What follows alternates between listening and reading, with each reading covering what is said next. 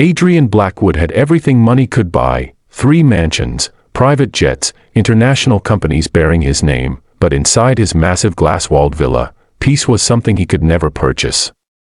Since the death of his wife 2 years earlier, his life had turned into a carefully controlled system of silence, security, and suspicion. His 6-year-old son, Leo, was the only reason he still woke up every morning, yet lately, even that comfort had been slipping away.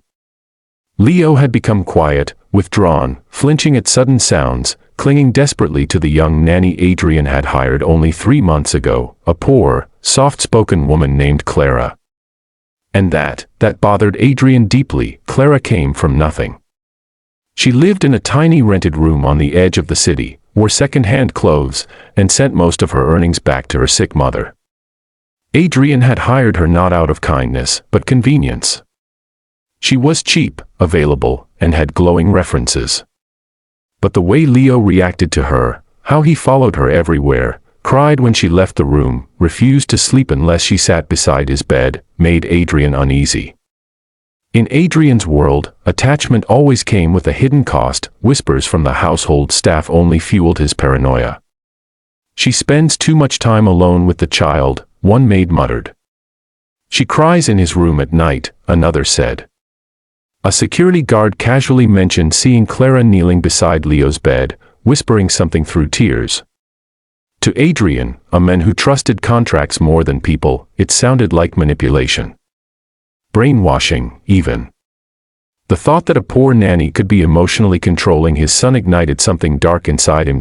So Adrian did what he always did when fear knocked. He turned to control. Without informing anyone, he ordered the installation of hidden cameras throughout the house. Not in obvious places. In corners. Behind decorative vents.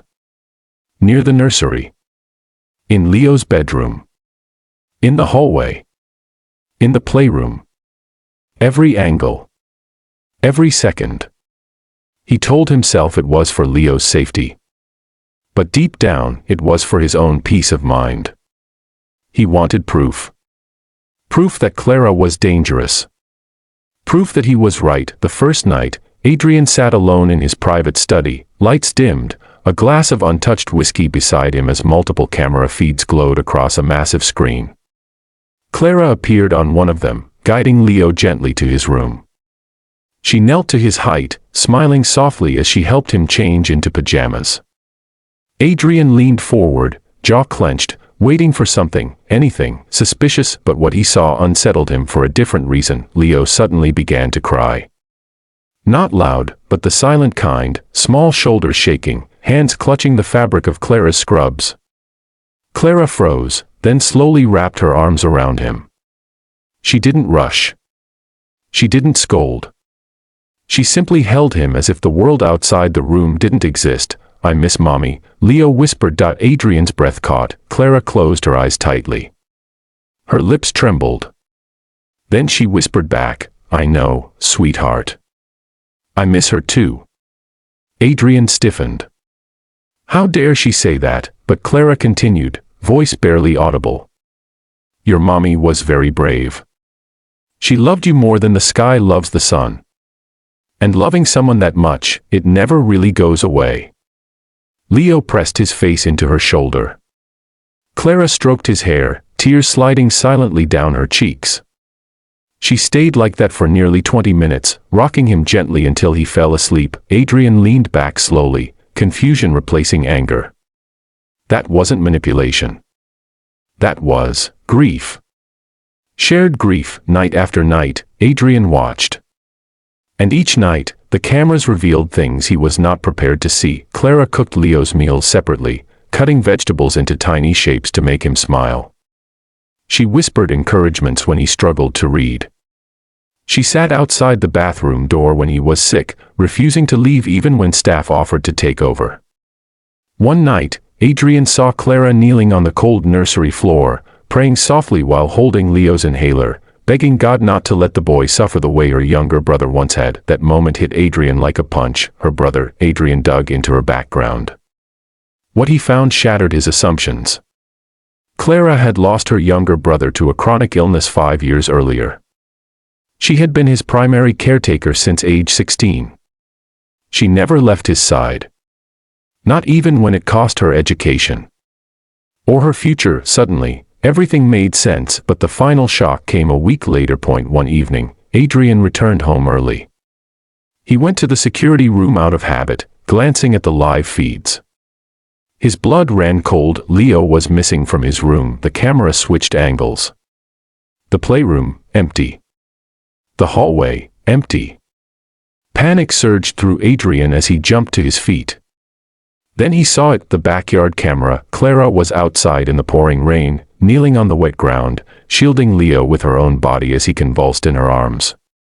He was having a severe asthma attack. She screamed for help, her voice raw, but the storm drowned her out.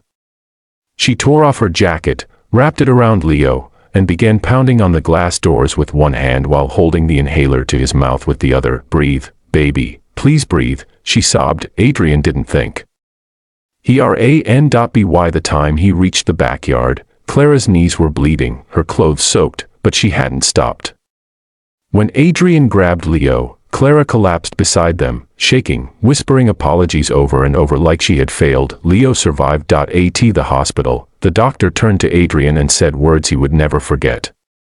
"If she hadn't acted as fast as she did, your son wouldn't be here." Adrian sat beside Clara in the waiting room hours later. She stared at the floor, convinced she would be fired. Or worse, instead, Adrian did something no one had ever seen him do. He bowed his head. "I installed cameras," he admitted quietly. "Because I didn't trust you." Clara flinched. "But I was wrong," he continued, voice breaking. "You didn't steal my son's heart. You protected it when I was too afraid to face his pain." Tears streamed down Clara's face. From that day on, Adrian didn't just keep Clara as a nanny. He paid for her education.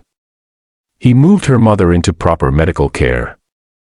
And slowly, he learned to grieve, not alone, not behind walls of suspicion, but with the woman who had loved his son when he didn't know how. And the cameras, they were removed because trust, Adrian finally learned, doesn't need surveillance. If this story touched your heart, reminded you that kindness still exists, and showed you that love often comes from the least expected places, don't forget to subscribe to our channel.